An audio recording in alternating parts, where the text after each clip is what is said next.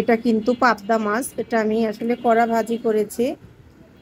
এটা কিন্তু ঝোলও খেতে মজা, তো অনেকবার ঝোল খেয়েছি তাই আর ঝোল করিনি, ভাজি করেছি। এখানে আছে চিংড়ি মাছ ভাজি।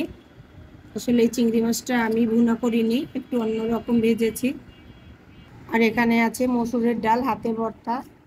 তো আজ যেহেতু অনেক বৃষ্টি, বাইরে বের হওয়ার মতো কোনো পথ নেই, রাস্তায় পানি জমেছে এবং অনেক কাদা, তাই আর কোনো সবজি রান্না করিনি।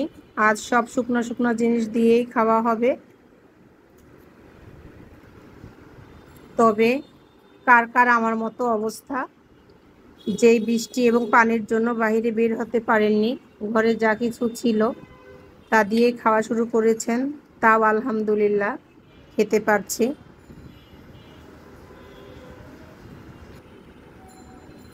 আসলে খেতে কিন্তু মন্দ লাগছে না বা মন্দ লাগেনি, সেই মজা হয়েছে। তো আজ কে কি রান্না করেছেন, কি দিয়ে ভাত খেয়েছেন অবশ্যই জানাবেন।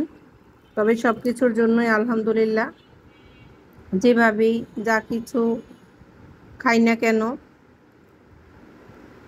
এর জন্য শুকরিয়া আদায় করতে হবে আল্লাহর কাছে। তো সবাই অনেক অনেক ভালো থাকুন, সুস্থ থাকুন এবং নিরাপদে থাকুন। আল্লাহ হাফিজ।